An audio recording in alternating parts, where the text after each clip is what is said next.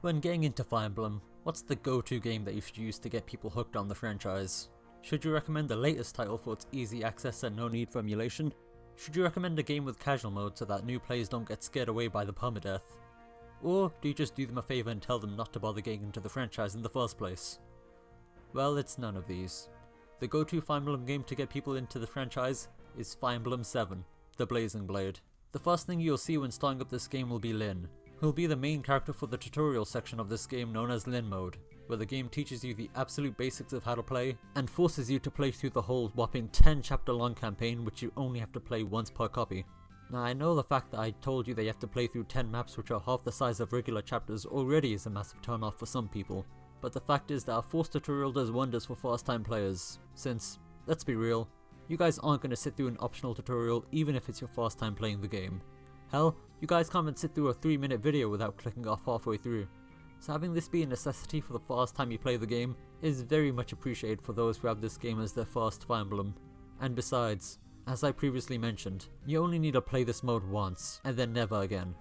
And even if you lost your save data, or simply just don't want to play through the tutorial, you can literally just search up on your web browser for a used save file, and get to the good stuff right away.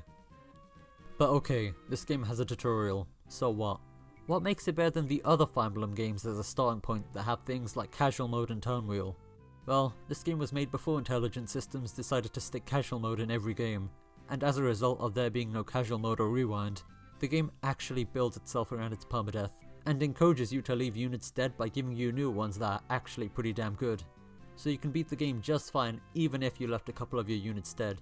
No turn wheel may sound nightmarish to newer fans, but having a rewind feature not only ruins the game's permadeath, to the point it feels like an afterthought rather than a defining trait of the franchise, but it also takes away a lot of the impact that RNG can have on the game, since stuff like critical hits are meant to be a double-edged sword that works both for and against the player.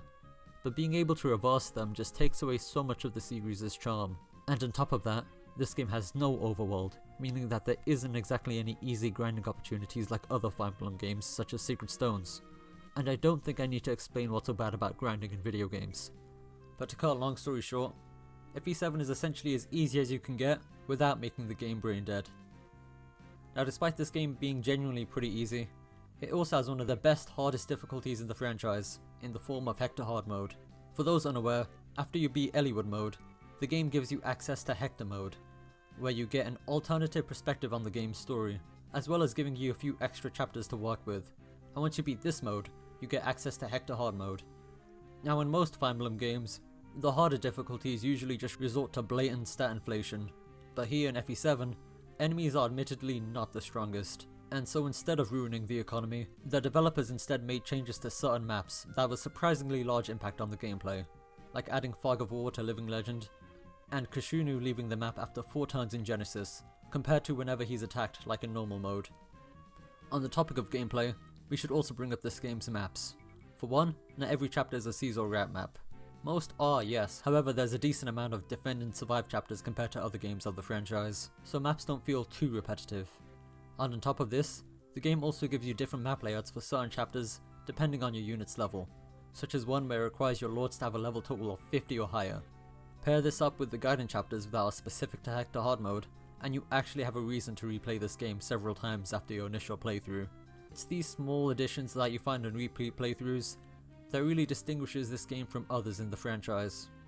Overall, this game may not be the hottest or most well-written Fire Emblem game out there, but if you're new to the franchise or just really like Fire Emblem, I'd give this game my highest of recommendations. But with all that said and done, I hope you guys enjoyed watching, and I'll see you guys later.